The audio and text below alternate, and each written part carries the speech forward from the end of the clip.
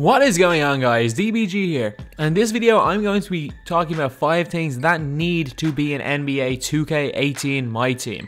Otherwise, I think NBA Live's Ultimate Team might actually overtake it. Definitely content wise it's going to, but these things definitely need to be in the game.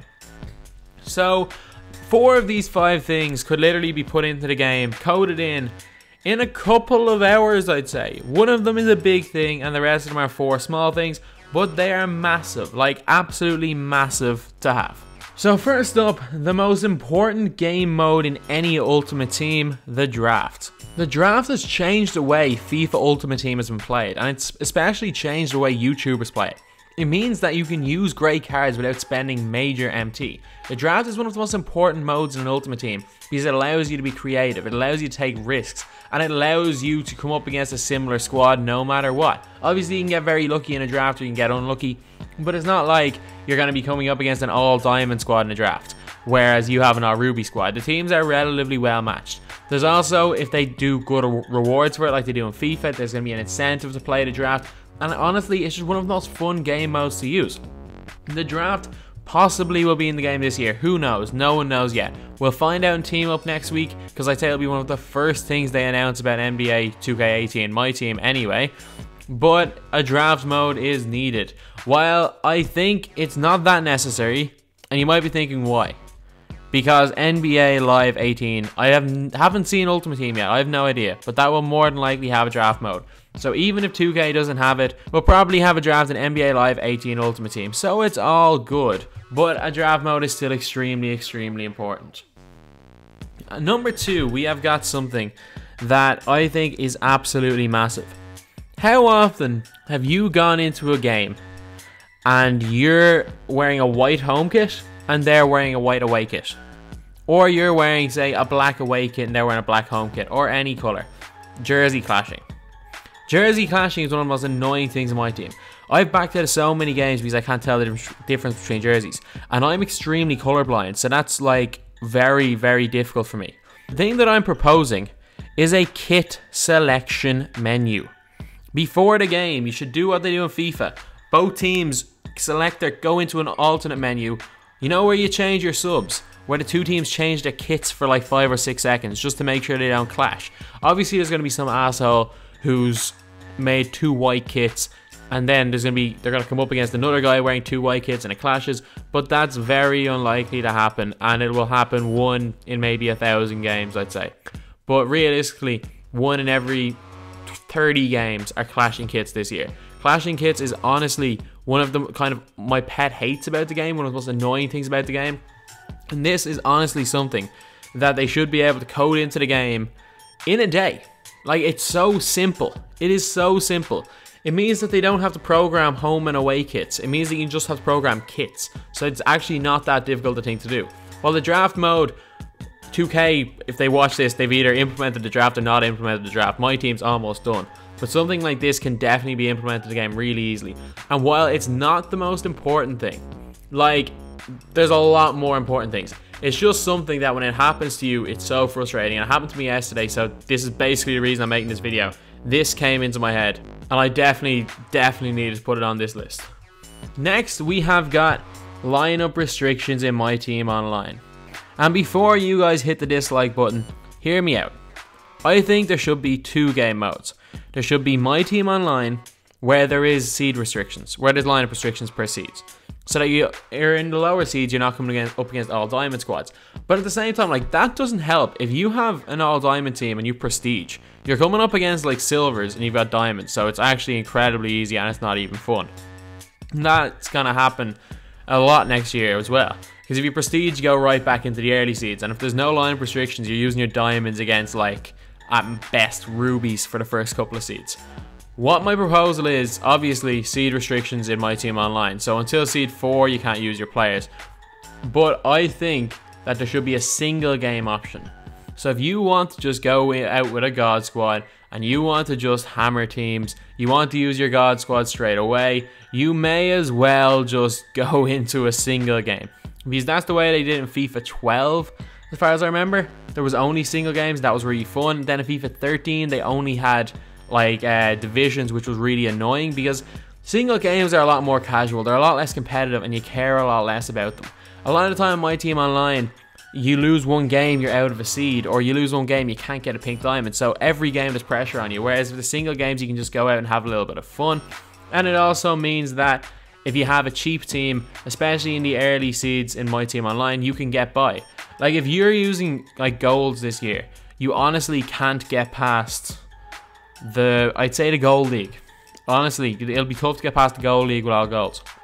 But next year, you genuinely could do really well with your golds, your emeralds, if there are lineup restrictions, because you'll be coming up against similar squads, and they're not going to be expensive squads.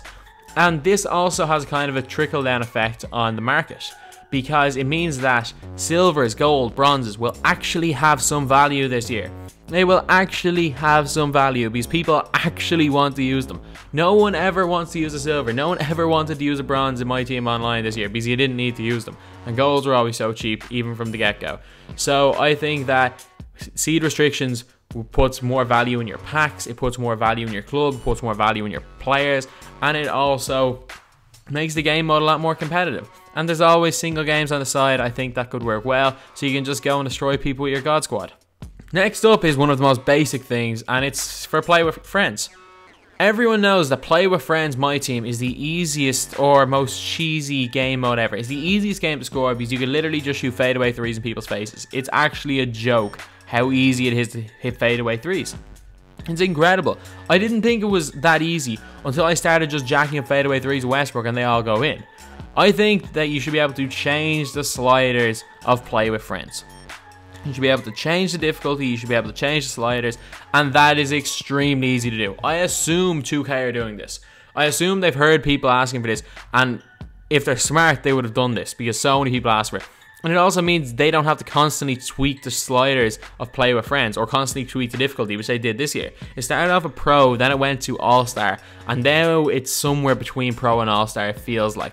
And it's a lot less difficult to score than normally on All-Star, but it's a lot harder than Pro. I think it's somewhere between the two of them, or All-Star with some boosted sliders. But it means that basically the player can choose the difficulty, and they should be because it's a private match. Which this actually makes a lot of sense, and it's not going to be the most difficult thing for 2K to do. And they can definitely put it in. Even now, if they haven't done it, it's probably quite easy to code in.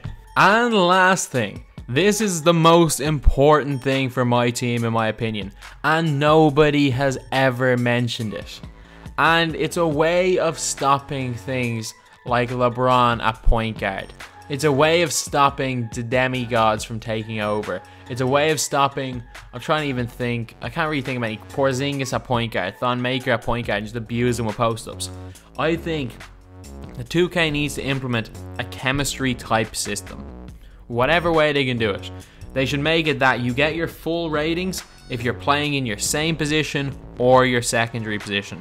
If you're playing anywhere but them, there should be not a major hit, but a slight hit to your stats. So say for example, if you're using a 96 LeBron James at point guard, just say there is a 96 LeBron James at some stage. If LeBron James' his primary position is going to be small forward, his secondary position is going to be power forward. So I think, obviously, if he's either of those positions, he should still be a 96 overall.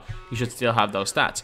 But I think that if you're trying to play him point guard, he should have a few stats that are brought down a bit. I know it's unrealistic. I get that. But FIFA do it.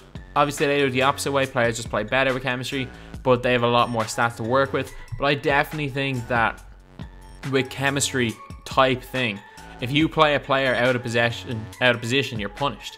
If you play a player in a position they're not supposed to play, or in a position that they don't play in real life, you should be punished. And the only way I can think about doing this is by implementing a chemistry type system.